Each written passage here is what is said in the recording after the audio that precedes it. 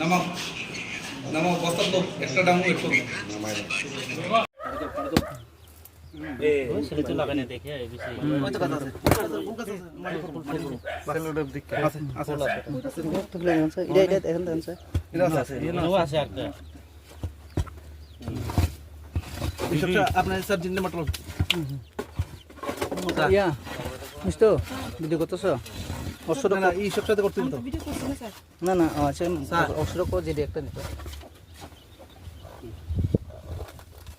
এই তো बस बस अरे आगे हेरे व्यवस्था कर তখন রে কই সেটা আছে মনে বাবু নাম কি জানে ওই সিম্বল জানে তার বাড়ি কইটা ভাই আউটার দিকে নাম বাতাবে আর শ্রীবাস যাইতেছে ইয়ারে দিয়া মনিরে দিয়া বাজারে একটা লোকটা তুলে নিয়ে আনবো আর ওই হ শ্রীবাস যাইতেছে কইছে মনি স্যারের দিয়া আর একজন দিয়া সেরা ওই বাজারে সবজি বেচতেছে সবন নিয়ে ওই থেকে ধরে আনতো যার জিত না পাঠা দিলি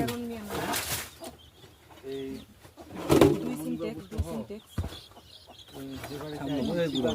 নাই না সাউথ বাজার তো স্যার বাজারে সবজি বেচা এটা জানি কিটা নাম কোন স্যার নাম নেই তো এটারে ওয়ান ইনফরমেশন দিছি ওয়ান ইনফরমেশন ইয়াতে কোন সন্ধ্যা নাগাদ আমাদের থানাতে একটা খবর আসে যে জামতলি মুসলিম পাড়াতে একজন লিটন মিয়া উনার বাড়িতে প্রচুর পরিমাণে কন্ট্রাব্যান্ড আইটেমস স্টোর করা আছে।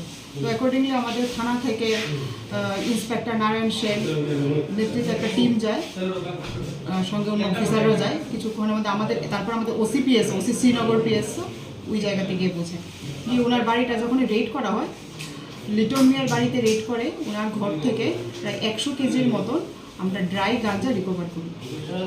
তার বাজার মূল্য কত? বাজার মূল্য অ্যাপ্রক্স 12 লাখ টাকা। কাউকে আটক করা হয়েছে? লিটন মিয়াকে আমরা ডিটেইন করেছি।